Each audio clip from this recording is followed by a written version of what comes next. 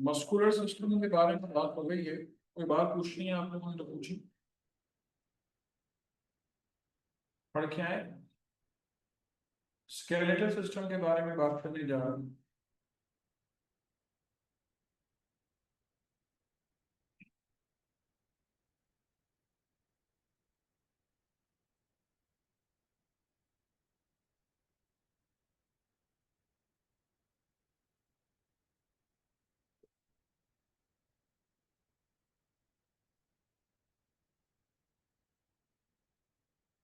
Human skeleton के बारे में आपसे बात कर।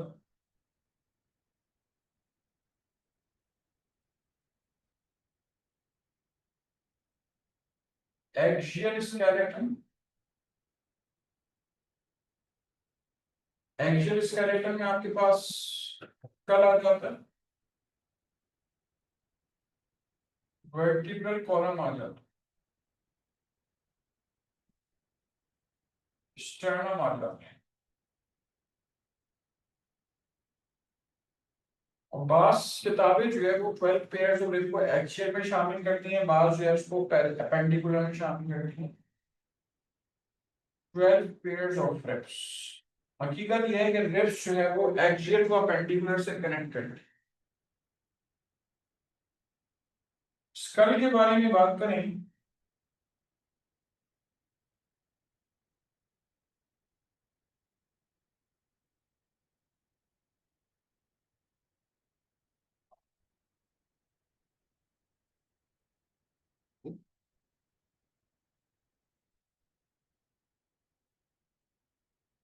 ये आपके पास क्रेनियल कैप है, फ्रंटल बोन, ये आपके पास टेम्पोरल बोन है, ये ऑक्सीपिटल है, और यहाँ पे आपके पास parietal bone. Frontal, parietal, temporal, occipital, और ये क्रेनियल कैप मौजूद है। और यहाँ पे फ्रंट पे आपके पास इतनी ज्यादा facial bones. This is the maxilla part, और ये जो आपके पास मौजूद है दिस इज मैंडिबल। ठीक है, ये क्या मौजूद है? ये मौजूद है आपके पास मैंडिबल।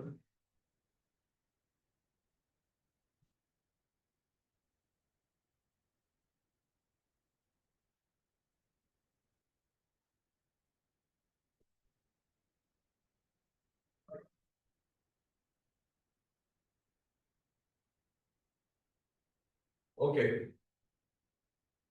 वर्टिब्रल कॉलम में आपके पास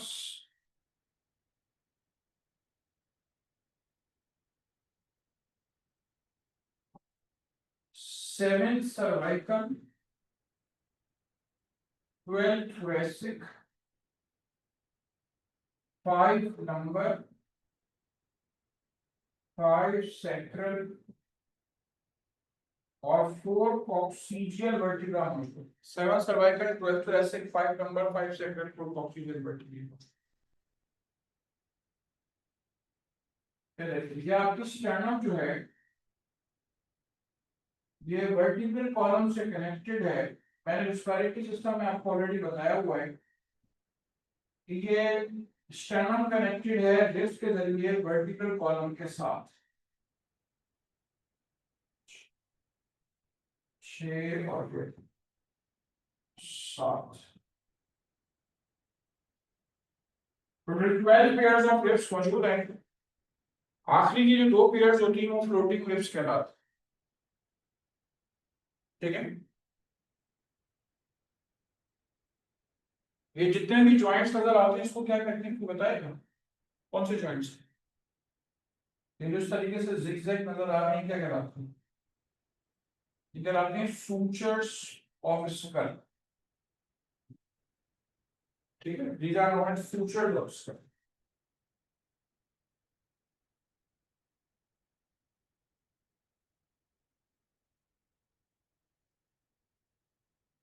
उसके बाद आइए आपके पास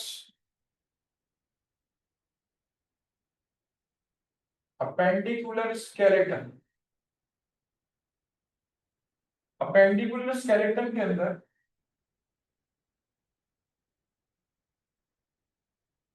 अपर लिम्ब मौजूद है, अपर लिम्ब या पेक्टोरल गर्ड,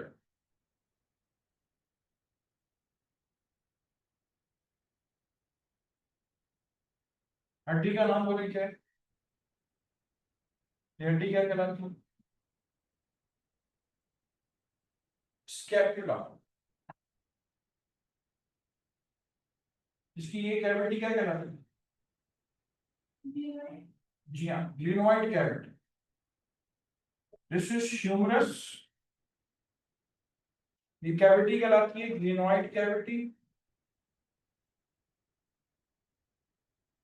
ठीक है, ह्यूमरस, ह्यूमरस के बाद आपके पास कौन सी हड्डी है बोले, जी, अल्ना है, दिस इज अल्ना,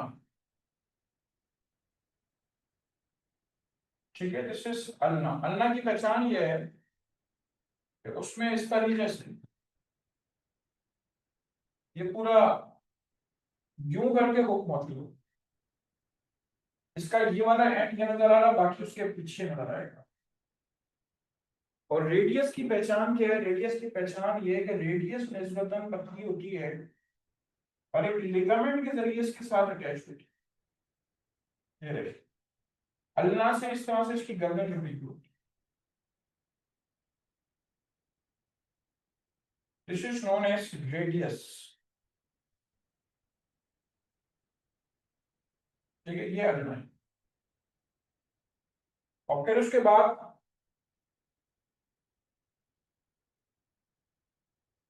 अल्ना मौजूद है, रेडियस मौजूद है,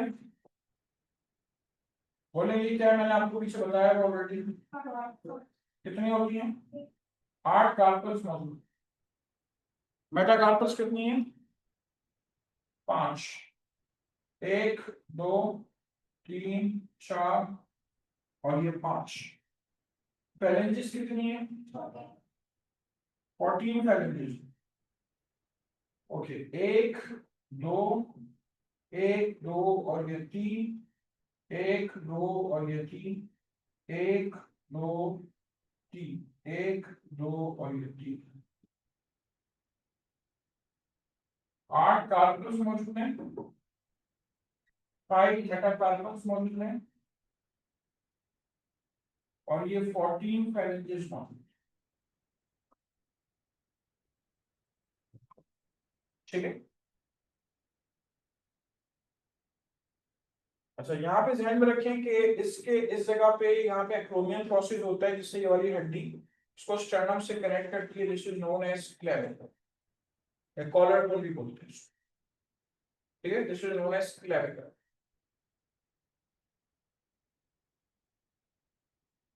ओके। तो दिस इज पेक्टोरल गर्डल, करें,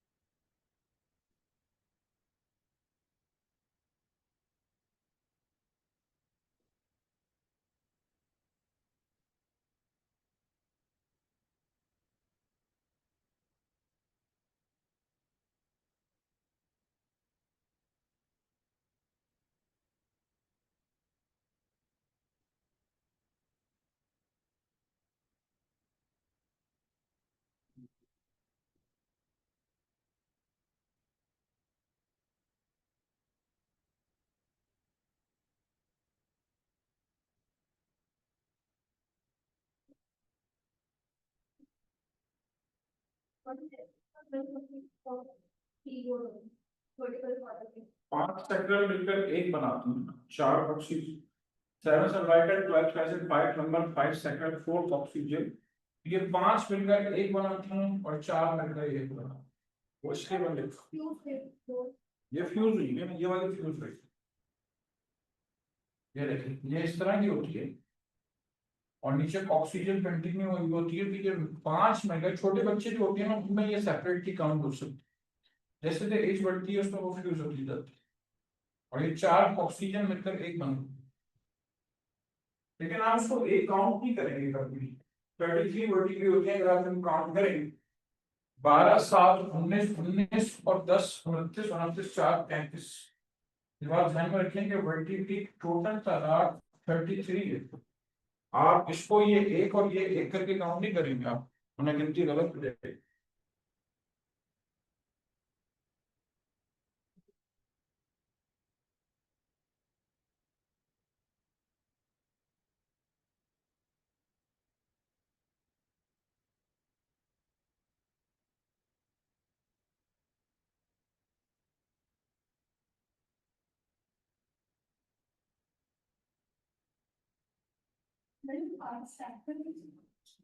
सेक्टर सेक्टर वर्टिकली।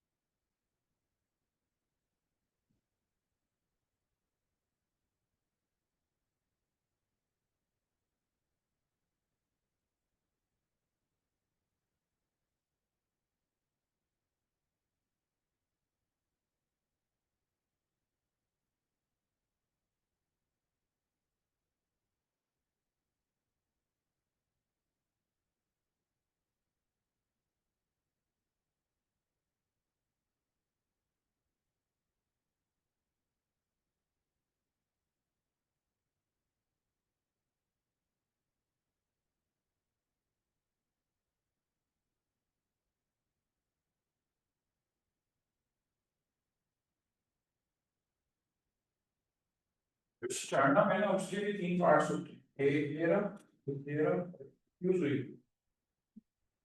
बजाय एक नजर आ रही है जो 206 की गिनती है ना, उसमें स्टार्टअप की तीन हड्डियां काउंटेड है।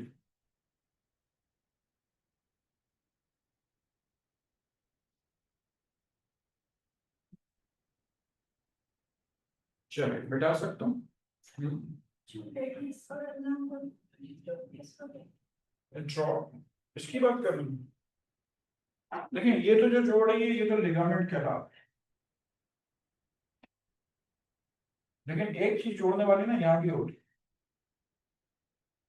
ये इंट्रोशियस मेम्ब्रेन कहलाता है। This is known as interosseous membrane. ठीक है, जो रेडियस और अगला वो आपस में जोड़ेंगे। This is known as interosseous membrane.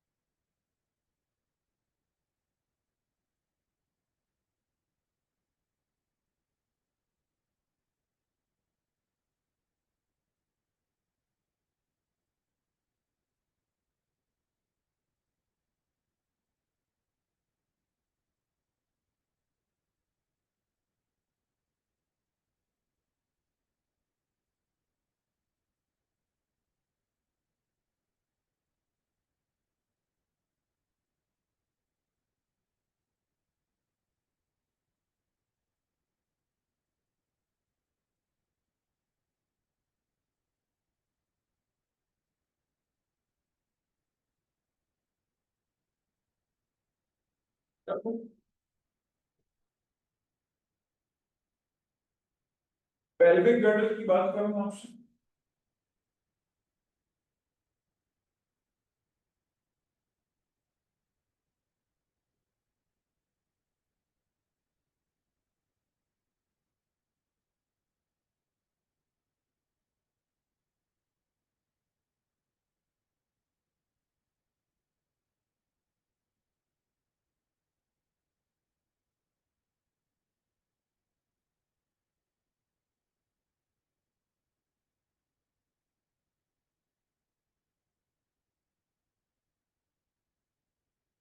ये प्यूबिस है,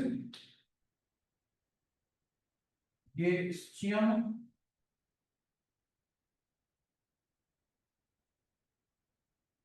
ठीक है, ये स्चियम है, और ये इलियम, ILIUM,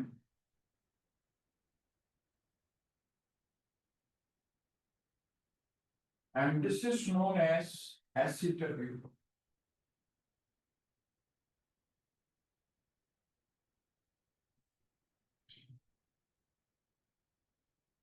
ठीक है, ये क्या कहलाता है acetabulum।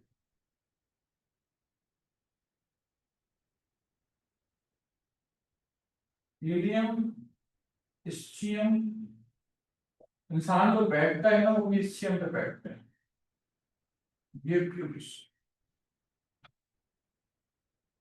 अच्छा, यहाँ पे आपके पास मौजूद है फीमर, ठीक है, longest bone of the body, ठीक है, longest bone of the body.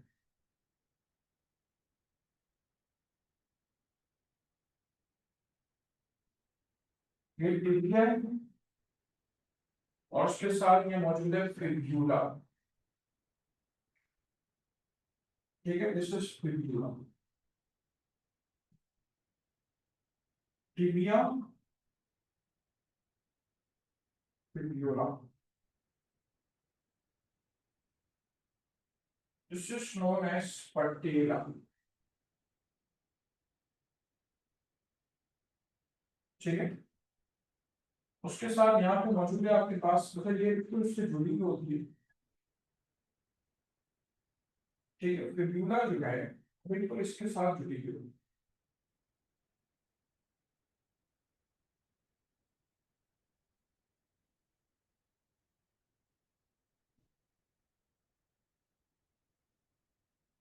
इस सात टार्सल, आठ नाम, 7 टार्सल्स,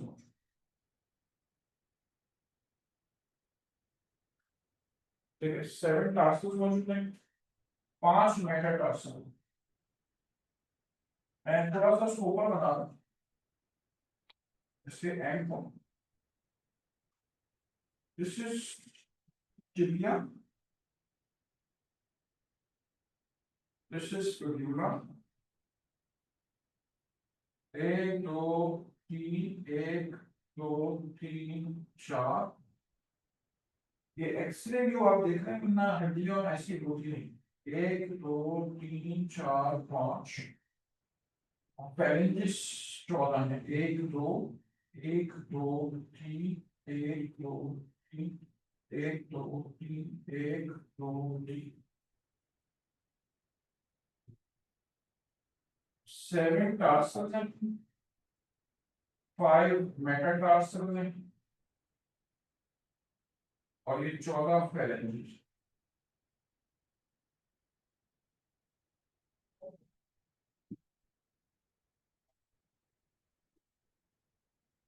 ठीक है, 14 पैरेंटिस।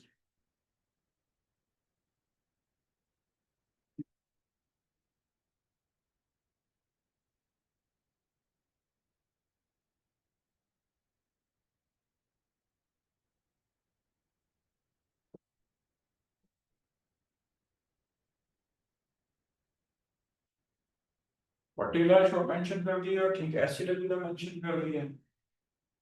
ठीक है, चले करें इसको मूव कर।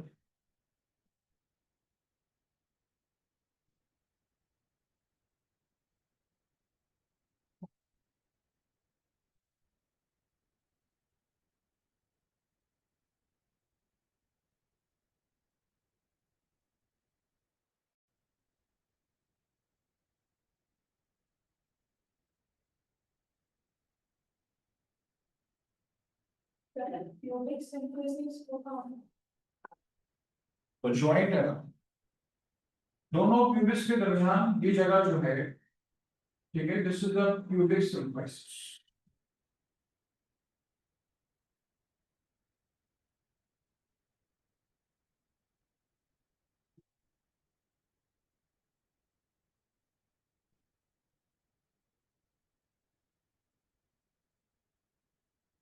हमने जॉइंट्स को एक साथ पढ़ना है। अभी हमने जॉइंट्स पढ़े तो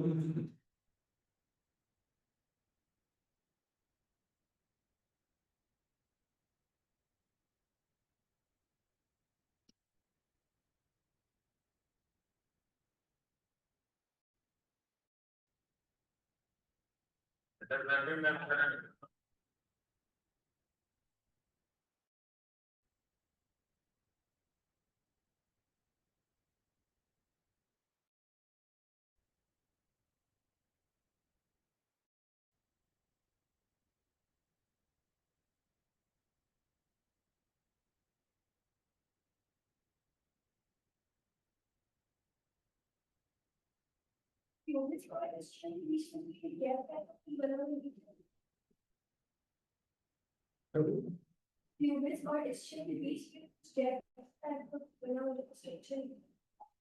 मैंने बनाने के दिखाया है ना आपको, वैसे मैंने आपको कोई ये दोनों प्यूबिस की हड्डियां हैं, ठीक है, जो आपस में ज्वाइंट होती है, बीच में गैप नहीं होता, ये ज्वाइंट होती है, कार्टिलेजिनस ज्वाइंट यहाँ पे बना हुआ। और जो सिम्फाइसिस है वो इस तरीके से एंग्री फॉर्म में आ रहा है, नीचे आ रहा है, ठीक है, वो नीचे आ रहा है, ये वाला आ रहा है। This is the symphysis.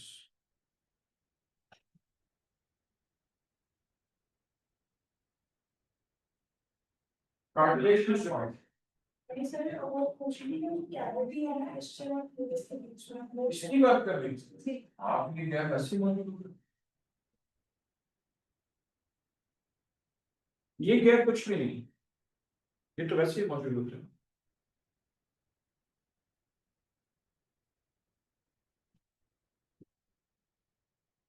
मतलब ये तीनों हड्डियां मिलकर बनती हैं, अलग अलग 3 हड्डियों के नाम लिखना, एलियम, प्यूबिस और ischium.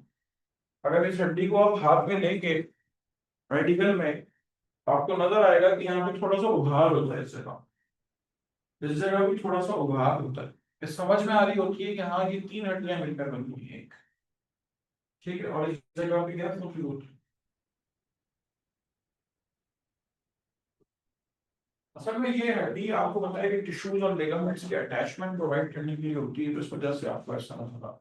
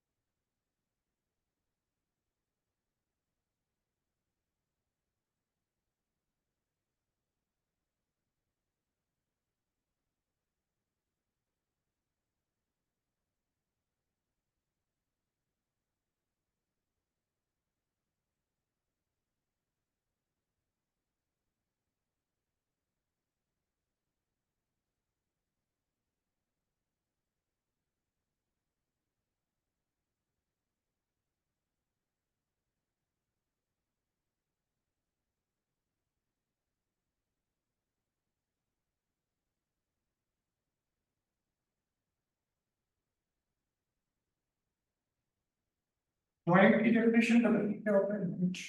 What is joint?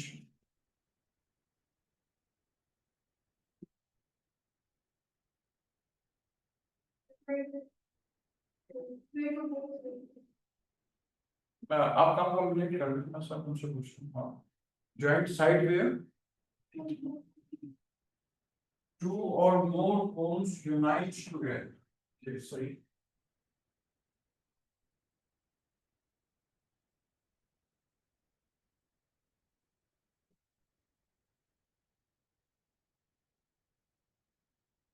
Side where to और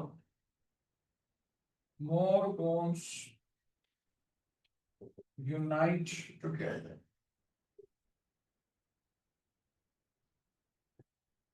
ठीक है। वो जगह जहाँ पे दो या दो से ज्यादा हड्डियां आपस में मिलती हैं, उसको हम क्या कहते हैं? उसको हम कहते हैं जॉइंट, ठीक है। साइड वेयर टू और मोर बोन्स यूनाइट टुगेदर, ठीक है बेटा, समझो आपकी जरूरी। यहाँ देखिए, टाइप्स ऑफ जॉइंट्स के बारे में बात कर रहे हैं।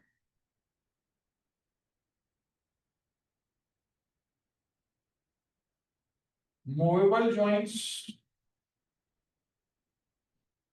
partially movable joints,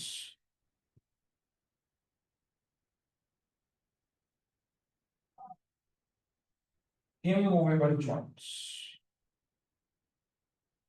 ठीक है। अलग अलग तरीकों से क्लासिफाई करते हैं। मूवेबल जॉइंट्स और पार्शियली मूवेबल जॉइंट्स, ये आपके पास साइनोवियल जॉइंट्स भी कहलाते हैं, ठीक है। जो इमूवेबल जॉइंट्स हैं, ये आपके पास फाइब्रस जॉइंट्स भी कहलाते हैं, और इनमें एक अगली टाइप है, वो आपके पास कार्टिलेजिनस जॉइंट्स कहलाते हैं, ठीक है। कार्टिलेजिनस जॉइंट्स कहलाते हैं,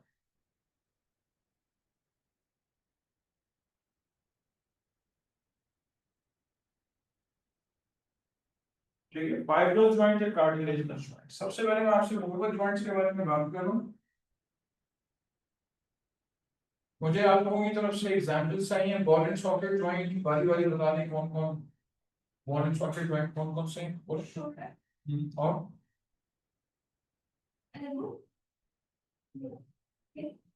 हिप जॉइंट। शोल्डर जॉइंट जो है वो बॉल एंड सॉकेट जॉइंट है, इसके अलावा हिप जॉइंट जो है वो ball and socket. Ball and socket की डेफिनेशन है, ball like head fits into the socket of N elbow. इसका जो बॉल लाइक हेड है उसके सॉकेट के अंदर फिट हुआ हो, ठीक है। तो when ball like head fits into the socket of another bone, it is known as ball and socket joint, ठीक है।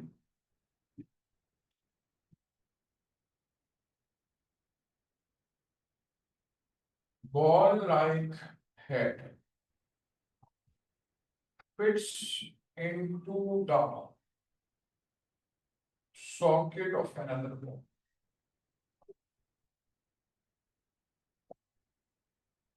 Ball and socket joint के अलावा hinge joint,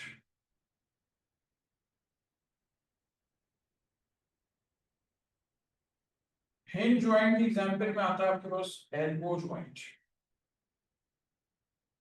इसके अलावा आता है आपके पास knee joint, ठीक है। elbow joint और knee joint। hinge joint की खास बात यह है, this movement is possible at one plane only। Movement मुमकिन है सिर्फ एक ही प्लेन, ठीक है। मूवमेंट जो मुमकिन है उससे और सिर्फ एक ही प्लेन पे मूवमेंट मुमकिन है, ठीक है। वो कहलाता है कि आपके पास वो कहलाता है हिंज जॉइंट। ये आपके पास एल्बो जॉइंट इज सिर्फ हैंड की मूवमेंट ऐसे होती है ऊपर नीचे, ये हिंज जॉइंट। और बॉल एंड सॉकेट की खास बात क्या है कि इसका हर एंगल पे मूवमेंट होती है। फ्लेक्शन, ये आगे फ्लेक्शन है, ये एक्सटेंशन है, ये एबडक्शन है, ये एडक्शन है, और ये पूरा हाथ घुमा दूं तो ये कहलाता है सर्कमडक्शन, ठीक है। हर प्लेन में मूवमेंट मुमकिन है बॉल एंड सॉकेट, लेकिन हिंज जॉइंट पे सिर्फ एक ही हिंज। अगर आपको लफ्ज याद आ जाए, दरवाजा ध्यान में रख लें, दरवाजा सिर्फ एक ही एंगल में मूव कर रहा हो, ठीक है। दरवाजा जो है एक ही एंगल पे मूव कर रहा हो, ये क्या करा रहा है, ये करा रहा है आपके पास हिंज जॉइंट। चलिए, हिंज जॉइंट में इंटरफेरेंशियल जॉइंट पे आ जाती है, लेकिन हमारी फिंगर्स है ना, ये जितने भी जॉइंट्स है कहलाते हैं इंटरफेरेंशियल जॉइंट्स। इंटरफेरेंशियल जॉइंट्स भी आपके पास हिंज जॉइंट का। अच्छा, हिंज जॉइंट की बात हो गई, उसके बाद आइए further pivot joint. Pivot joint कौन सा जॉइंट है, मैं सब बता सकता हूँ।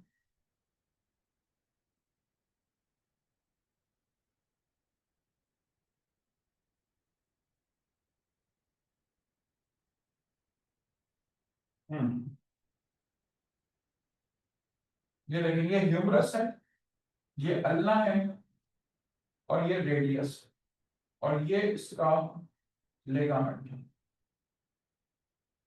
ये लेगामेंट इस रेडियस को जो है इस अल्ना के साथ जोड़ के रखिए। उस पर मूवमेंट कब होती है, जब हम कलम से लिखते हैं।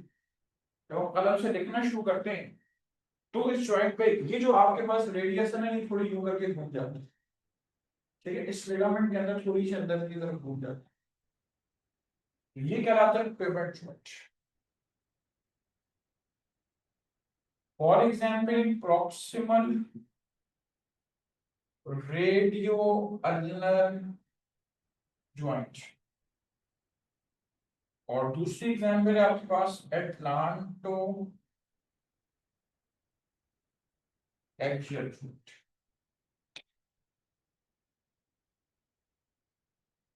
When a bone moves in a ring of ligament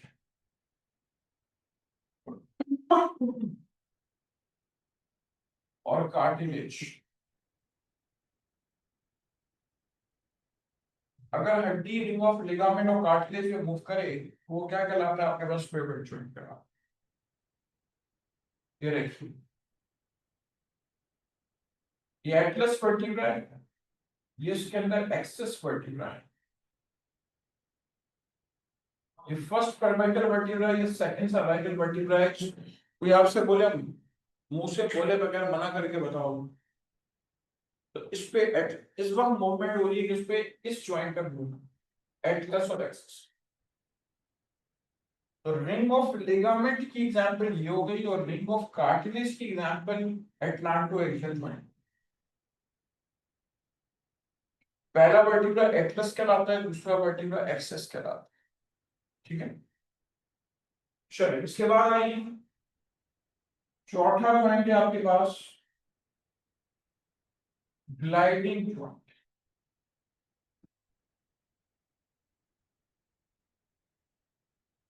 When a bone glides on another bone,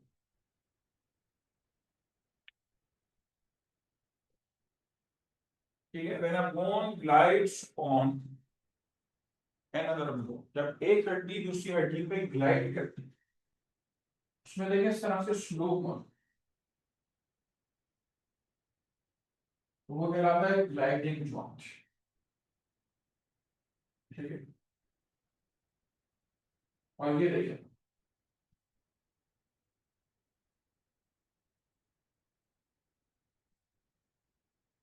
हमारी जो वर्टिब्रल कॉलम में जो ट्रांसवर्स प्रोसेसेस हैं, जब हम ये झुकते हैं ना, तो झुकने में क्या होता है, झुकने में इस पे मूवमेंट होती है। मैंने थोड़ा डिस्टेंस लेके बताया, इसलिए क्या करते हैं कि आपको नजर आए, वरना नजर नहीं आए। यहाँ पे इन दोनों के दरमियान slow motion. So this is an example of gliding joint. Intervertebral joint between transverse processes. ठीक है, intervertebral joint between transverse processes जो है वो आपके पास क्या है, वो आपके पास है ग्लाइडिंग जॉइंट।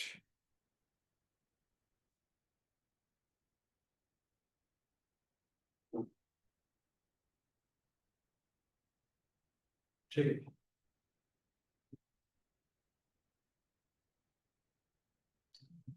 इसके अलावा ये आपके पास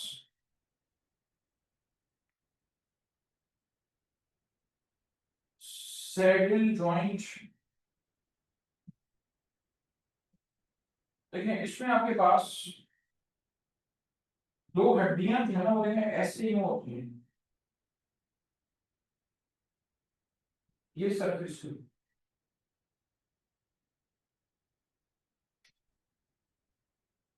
ठीक है, इस तरह से आपके पास सरफेसेस होती हैं। सैडल कौन सा होता है, जो कि घोड़े के ऊपर कोई बैठना चाहता है तो पहले वो उसके ऊपर सीट नुमा स्ट्रक्चर रखता है, उसको हम कहते हैं सैडल। ये जॉइंट आपको मिलेगा for example sternoclavicular joint, sternoclavicular joint saddle joint कराते हैं। और इलिप्सोइडल जॉइंट, इलिप्सोइडल जॉइंट, देखिए अगर इलिप्सोइडल जॉइंट का क्रॉस सेक्शन करें तो इस तरह से एक पेजविश की शक्ल आती है। ठीक है, दो सरफेसेस में आपके पास इस तरह की शक्ल आ रही होगी। इसकी एग्जांपल में आपके पास आता है रिस्ट का।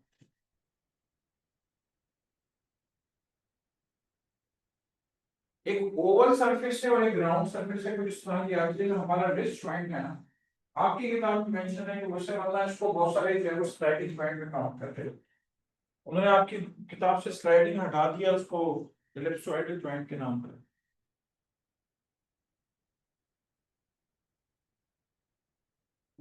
इसके बाद आइए फाइब्रस जॉइंट। मैंने अभी कुछ देर पहले स्कल का जॉइंट बनाया था, ये इमूवेबल जॉइंट है, ये फाइब्रस जॉइंट।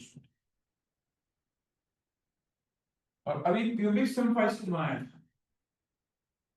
ठीक है, ये जो प्यूबिक सिम्फाइसिस की हड्डियां हैं, जो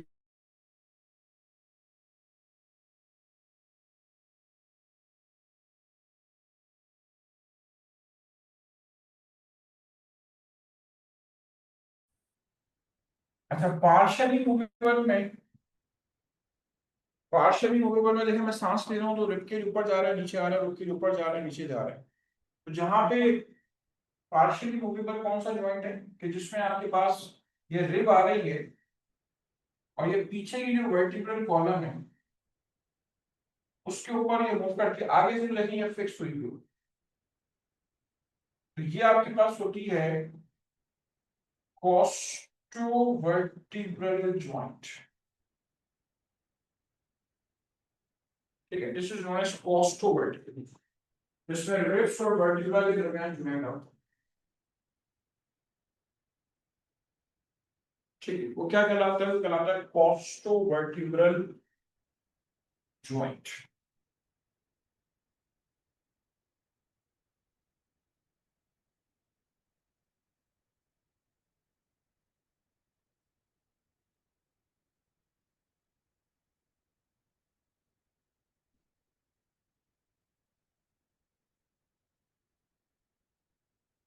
कर लें नोट कर लीजिए।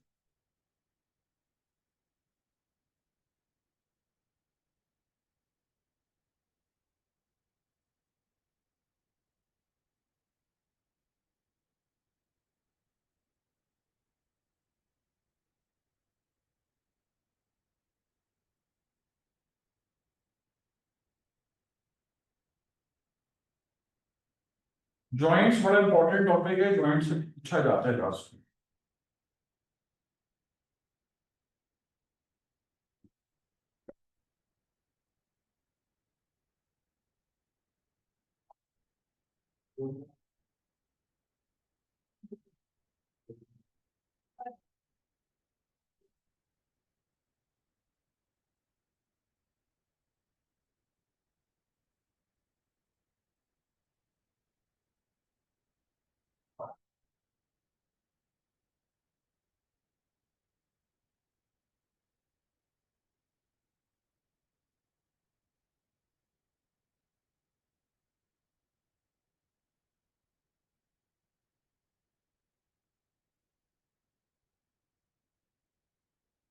वैसे तो अभी मैंने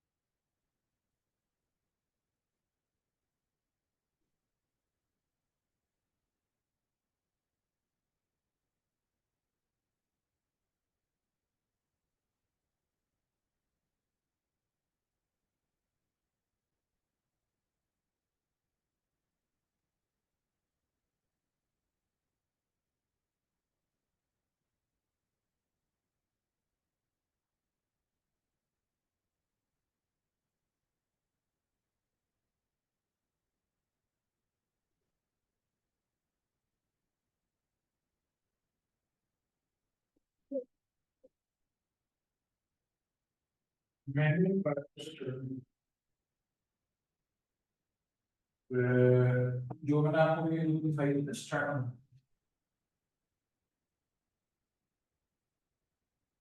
ये जो आपस में कनेक्टेड होती है, फिर तीन पार्ट्स होते हैं मेन स्टर्नम, ठीक है, ये भी कार्टिलेजिनस जॉइंट है, ये भी कार्टिलेजिनस जॉइंट, मेनोब्रियम,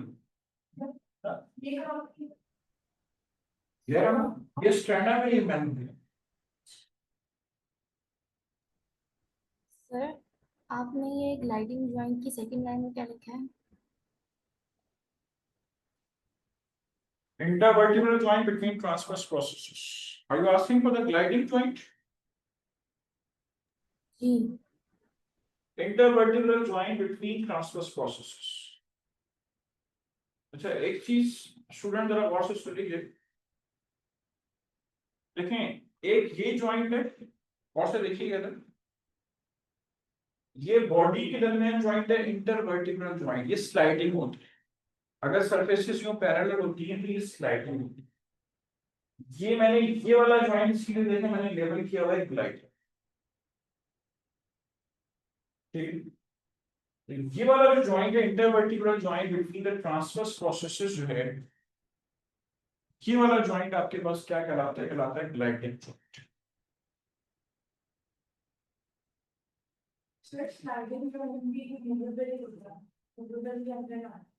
हाँ, स्लाइडिंग भी मूवेबल होती है, लेकिन इमूवेबल में मैंने आपको बता दिया, फाइब्रस जॉइंट और कार्टिलेजिनस जॉइंट आपके पास इमूवेबल जॉइंट।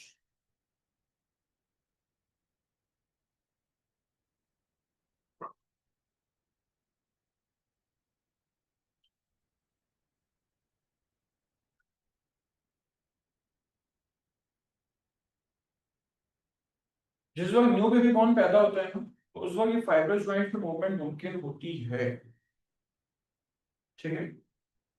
जैसे जैसे कोई बच्चा बड़ा होता जाता है तो उसके फाइब्रस जॉइंट में मूवमेंट बिल्कुल खत्म होती जाती है, और ओल्ड एज में बिल्कुल मूवमेंट डिसअपियर हो जाता है।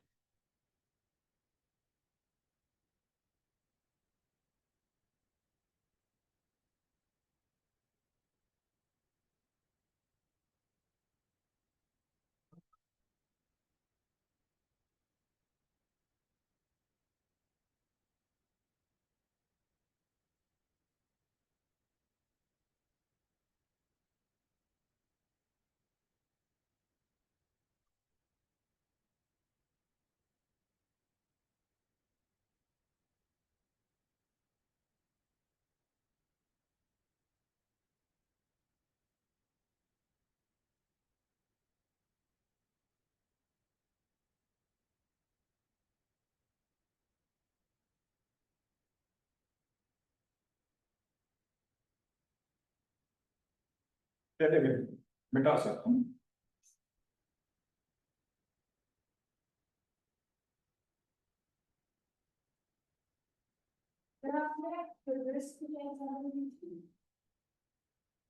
Sutures of the skull.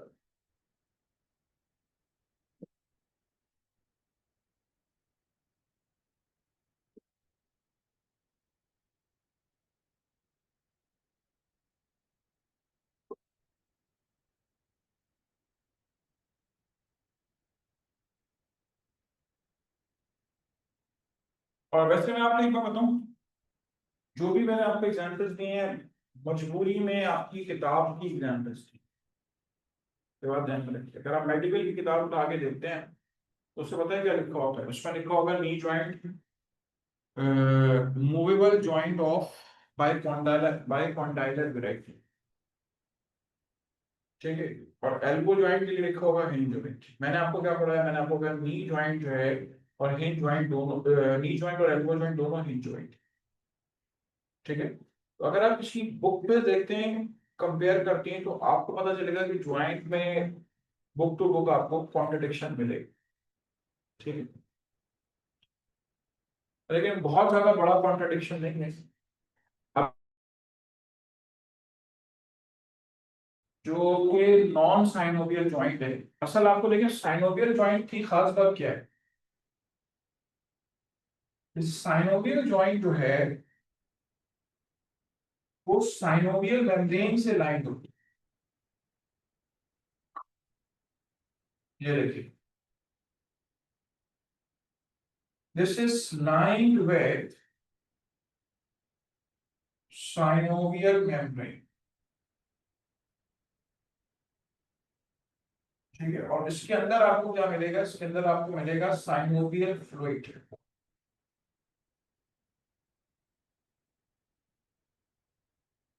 ठीक है, इसके अंदर आपको मिलेगा साइनोवियल फ्लूइड।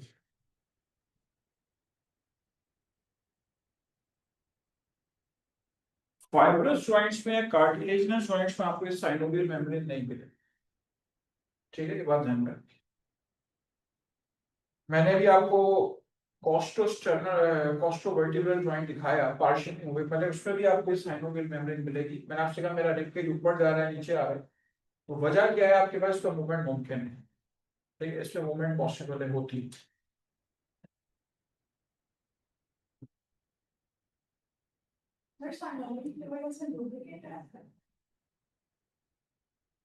मैंने इस पे बात इसलिए नहीं की क्योंकि ये तो बहुत ही बेसिक चीज है।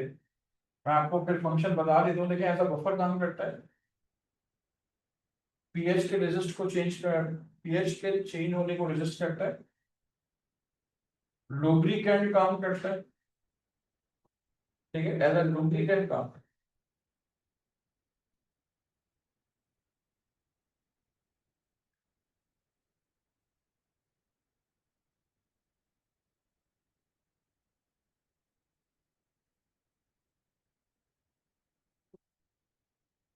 ठीक है, this serve as a lubricant. इसके अलावा नरिशमेंट प्रोवाइड कर। ठीक है, this actually provides nourishment to a joint. ठीक है, ये जॉइंट को नरिशमेंट प्रोवाइड कर।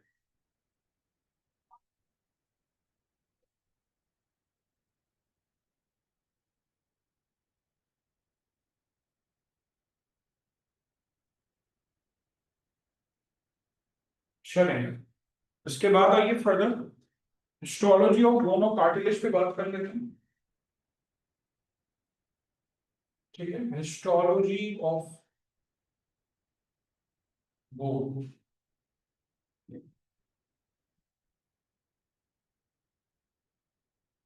मेरे साथ बनाएंगे नहीं, आपने देखना है इधर।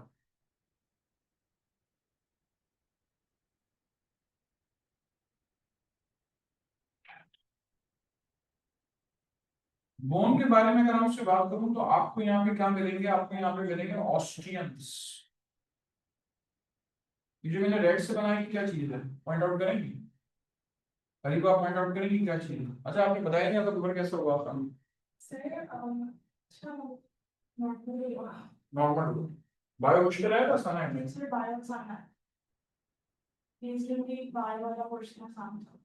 अच्छा, केमिस्ट्री मुश्किल थी। ओके,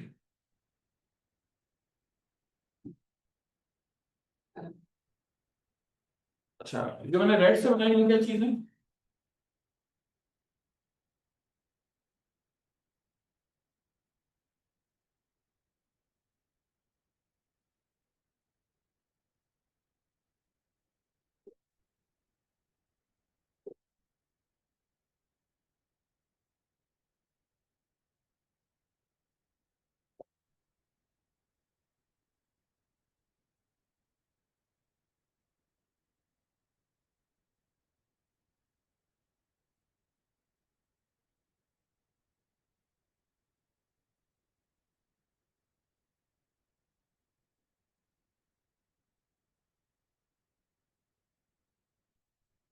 तो बीच में आपको चीज नजर आ रही है क्या चीज।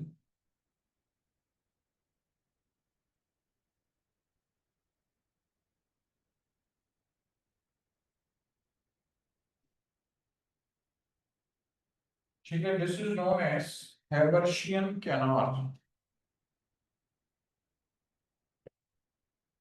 This is known as Haversian canal, HAVRSIAN, Haversian canal. और ये जो आपको सेल नजर आ रहे हैं, ये है ऑस्टियोब्लास्ट। और दरमियान में आपको जो स्ट्रक्चर नजर आ रहा है, ये मैट्रिक्स है। मैट्रिक्स के अंदर दो चीजें, एक ऑर्गेनिक पार्ट है और एक इनऑर्गेनिक पार्ट। ठीक है, ऑर्गेनिक पार्ट में आपके पास कोलेजन मौजूद है खास तौर पे,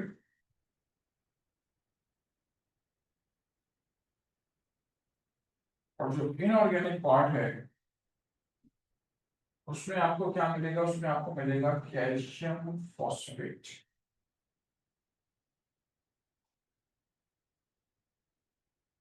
ठीक है, जो इनऑर्गेनिक पार्ट आपको नजर आ रहा है उसके अंदर खास तौर पे आपको मिलेगा कैल्शियम फॉस्फेट। यहाँ पे और भी कुछ सेल्स होते हैं जो कहते हैं ऑस्टियोक्लास्ट। ऑस्टियोक्लास्ट का क्या काम है?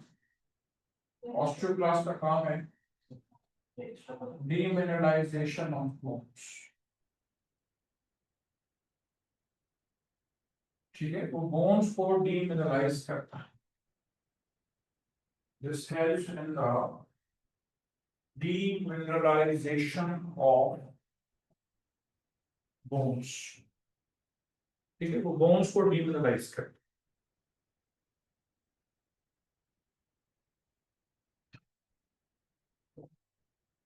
ओके, इसके अलावा आगे फर्दर ये जो हड्डी है इसकी सरफेस पे जो होती है आपके पास, इस पे मौजूद होता है पेरिओस्टियम। अंदर बोन मैरो है, तो बोन मैरो की जो बाउंड्री है वो कहलाती है एंडोस्टियम। ठीक है, तो पेरिओस्टियम सरफेस पे मौजूद है, एंडोस्टियम उधर भी तरफ मौजूद है।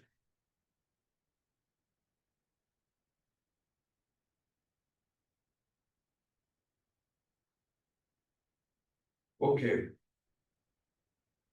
ये हैवर्शियन कैनाल्स क्या होते हैं? इसके अंदर ब्लड वेसल्स वगैरह होते हैं। आप अक्सर हड्डी के अंदर देखेंगे कि आपको हड्डी के अंदर सुराख नजर आया, कोई भी आर्टरी वगैरह होती है इसके जरिए अंदर जाती है और पूरी हड्डी को ब्लड सप्लाई होती है, किसकी मदद से? हैवर्शियन कैनाल की मदद से। हैवर्शियन कैनाल अंदर गहराई में आपस में कनेक्टेड होते हैं, जिस चीज से कनेक्टेड होते हैं उसको हम कहते हैं वॉकमैन्स कैनाल। ठीक है, जो आपस में कनेक्टेड होते हैं, इसकी मदद से कनेक्टेड होते हैं, उसको हम कहते हैं वॉकमैन्स कैनाल।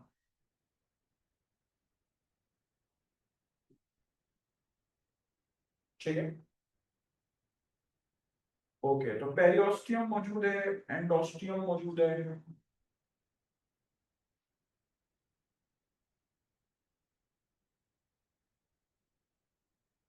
ठीक है, बना ले इसको अपने पास।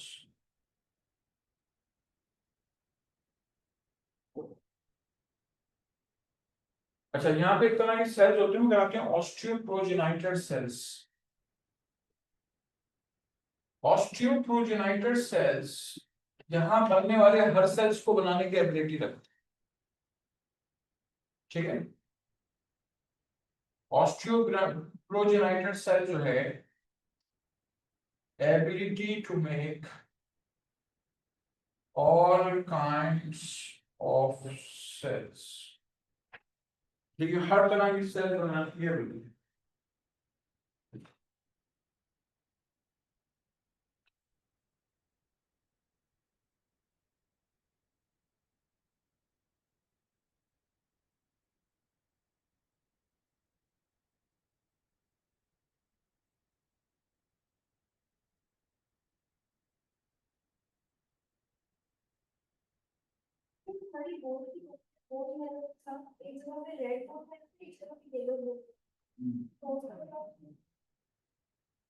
एक्टिव और इनएक्टिव बोन मैरो। तो येलो बोन मैरो होता है, समझ लें आपको, फैट से ऑक्यूपाइड होती है, और जो रेड बोन मैरो होती है वो एक्टिव बोन मैरो। शायद आपको ये बात इल्म में हो कि जैसे जैसे इंसान बूढ़ा हो जाता है उसकी जो बड़ी हड्डियां होती हैं ना, उसका बोन मैरो ब्लड बनाना शुरू हो जाता है। हमारी जो स्टैमिना है ये हमारे ओल्ड एज तक जो है वो हमें ब्लड बनाकर देती रहती है, और जो बाकी जो हड्डियों का बोन मैरो बनाना छोड़ देती है। शायद आपको ये बात इल्म हो। ये स्टर्नम है ना, ये वाली हड्डी, ये आखिरी वक्त तक, इसीलिए बोन मैरो ट्रांसप्लांटेशन या बोन मैरो सैंपलिंग इसी स्टर्नम की होती है। बोन मैरो ट्रांसप्लांटेशन इसी स्टर्नम से की जाती है।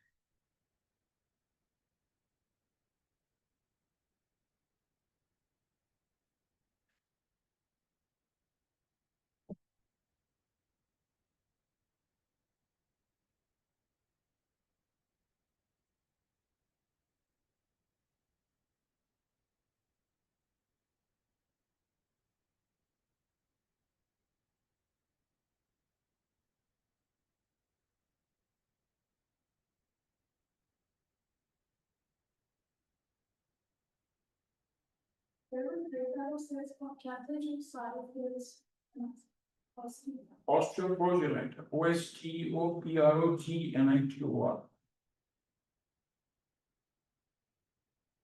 देखें, ऑस्टियोप्रोजेनाइटेड सेल्स और स्टेम सेल दो अलग अलग तरह के सेल हैं। स्टेम सेल्स होती हैं जो बोन मैरो में मौजूद होती हैं और हर तरह के red blood cell, white blood cell, platelets बनाने की सलाहियत रखते हैं। वो कहलाते हैं प्रोटियोपोटेंट हीमोपोएटिक स्टेम्स। बोला नहीं। ऑस्टियोप्रोजेनाइटेड सेल जो है ये फर्स्ट करें पेरियोस्टियम बनाना है तो वो पेरियोस्टियम भी बना सकते हैं, ऑस्टियोब्लास्ट भी बना सकते हैं, ऑस्टियोक्लास्ट भी बना सकते हैं।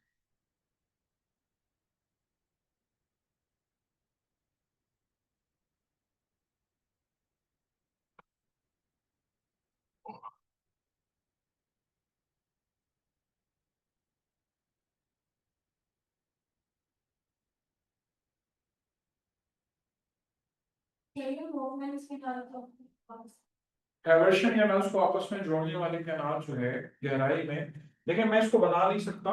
मैं एक बार बताऊं आपको, मैंने इसलिए लाइन ड्रॉ करके दिखाई दी। अगर मैं इसका सेक्शन ऐसे लूं गहराई में तो मुझे एवर्शन कैनाल आपस में जोड़े हुए नजर आएंगे, वो कहलाते हैं वॉकमैन्स कैनाल।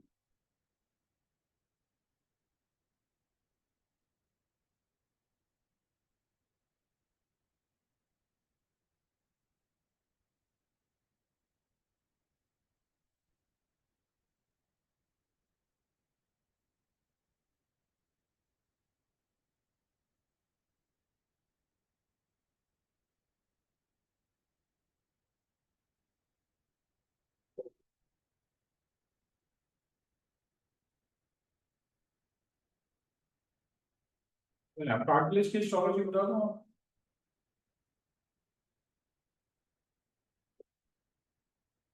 ये डायग्राम आपने पहले नहीं देखी थी क्या?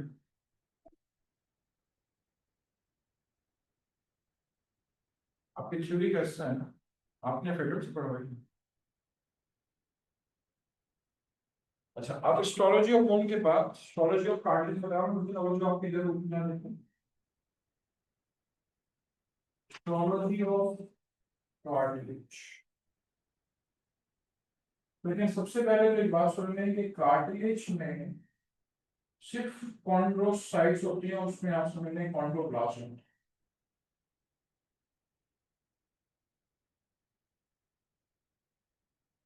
ठीक है, कॉन्ड्रोसाइट्स होती हैं और सिर्फ उसके अंदर क्या आने वाले होते हैं कॉन्ड्रोब्लास्ट मशरूम।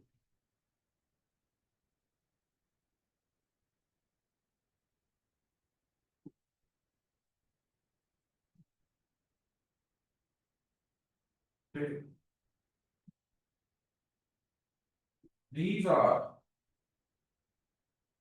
chondrocytes, और chondrocytes में सिर्फ और सिर्फ क्या कहला रहे हैं chondroblast।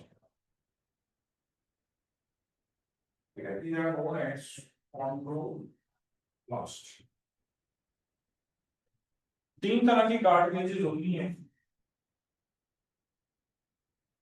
Elastic cartilage,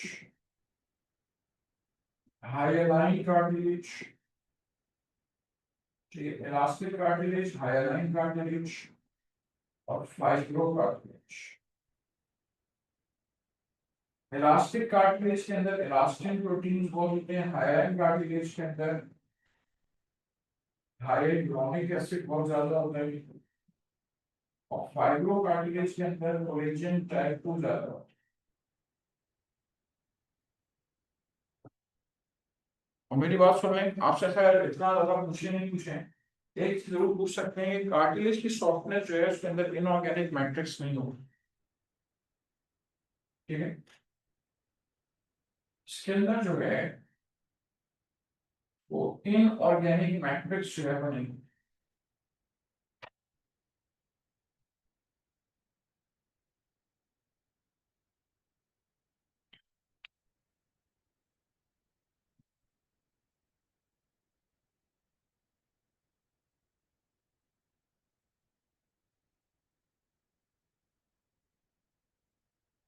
Do not have inorganic matrix, ठीक है। इसमें इनऑर्गेनिक मैट्रिक्स नहीं, ये इसकी खासियत, ठीक है। Does not have inorganic matrix, इसीलिए ये सॉफ्ट होती है। और हमारी कार्टिलेज देखें, ये कार्टिलेज है, ये कान में, ये कार्टिलेज का बना हुआ है, ये नोज कार्टिलेज है, ठीक है। जो नाक की लोगों की हड्डी बढ़ जाती है तो वो नाक जो है एक्चुअली कार्टिलेज बढ़ती है, लोग कहते हैं हड्डी बढ़ गई तो कार्टिलेज बढ़ जाती है। ये वाली जो है अंदर का जो सेप्टम है वो बढ़ जाता है, जिसका डीएनएस का ऑपरेशन होता है, ठीक है। अच्छा, अब मेरी बात सुने आप और से, जो मैं चीज आपको बताने जा रहा हूँ डायग्राम बनानी, हैवर्शियन कैनाल ध्यान नजर आ रहा है, वहां नहीं है, ठीक है। कोई इसके अंदर हैवर्शियन कैनाल नहीं होते, कोई वोटमैन्स कैनाल नहीं होते, ठीक है। यहाँ ऑस्टियोक्लास्ट है, कोई वहां पे कॉन्ड्रोक्लास्ट चीज नहीं होती, बहुत ध्यान में रखिए, ठीक है। और ये हार्ड होती है, वो सॉफ्ट होती है, मैंने आपको इनऑर्गेनिक सब्सटेंसेस के बारे में बता दिया। डिपेंड करता है कौन सी कार्टिलेज है। इलास्टिक कार्टिलेज की इलास्टिसिटी ज्यादा होती है, हाइलाइन कार्टिलेज हमारा पूरा ट्रैक है हाइलाइन कार्टिलेज का बना हुआ है, और फाइब्रो कार्टिलेज खासतौर पे आपके पास जो आपके जो जॉइंट्स की जो बॉडी है, बोन्स की जो एंड्स है ना, देखिए जितनी भी ये बोन्स हैं, इनके जो एंड्स आपको नजर आ रहे हैं, ये सारे के सारे बोनी एंड्स होते हैं, कार्टिलेज के बने होते हैं, ठीक है। All these are made up of cartilage, ठीक है। ये कार्टिलेज से बनी हुई है,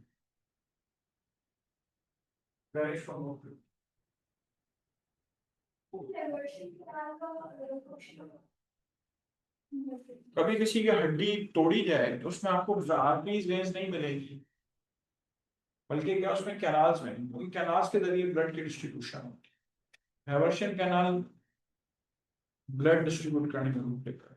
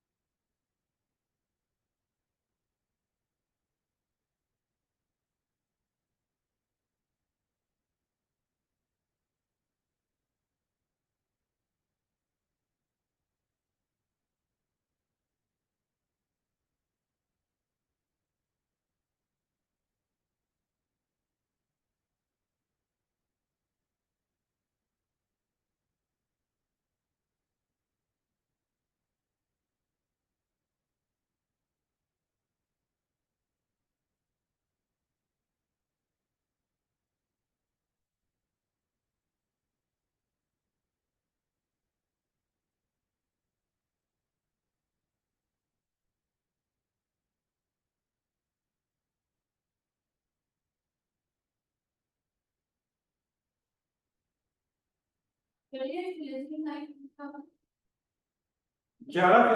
कोलेजन हमारी बॉडी में होते हैं। टाइप 1 बोन में होता है, टाइप 2 कार्टिलेज। आप देखिए ना हमारे मसल में जो कोलेजन होता है बॉडी में, कोलेजन की 11 किस्में एग्जिस्ट करते हैं। टाइप 2 कोलेजन हमारे कार्टिलेज में।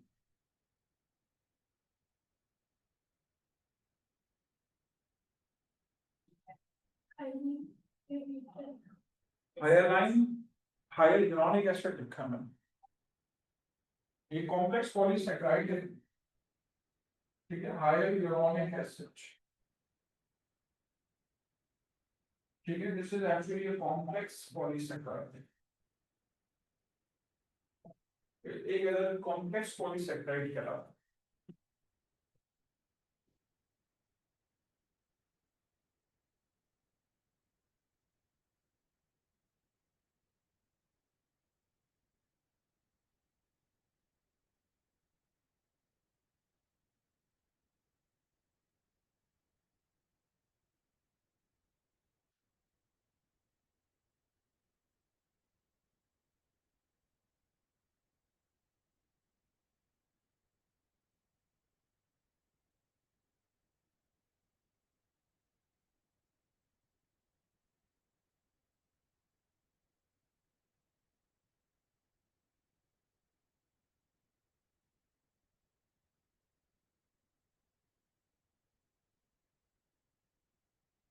चलिए बता सकता हूँ।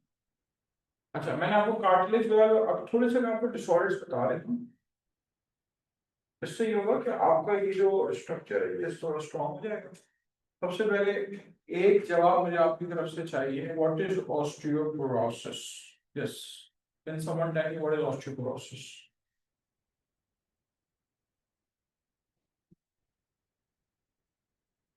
चलिए नहीं बता सकते कोई बात नहीं, मुझे स्पॉन्डिलोसिस बता देता। What is spondylosis?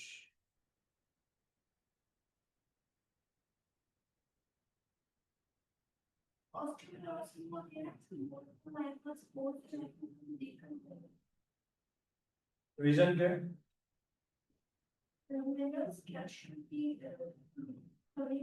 ठीक है।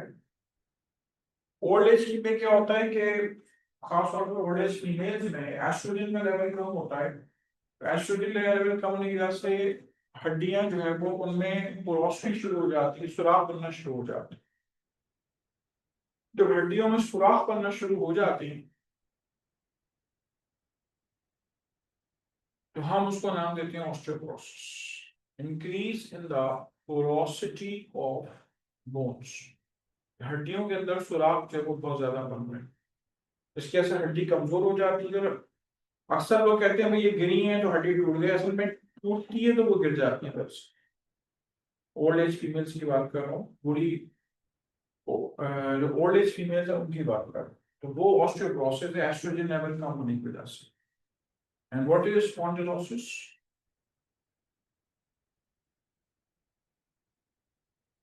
स्पॉन्डिलोसिस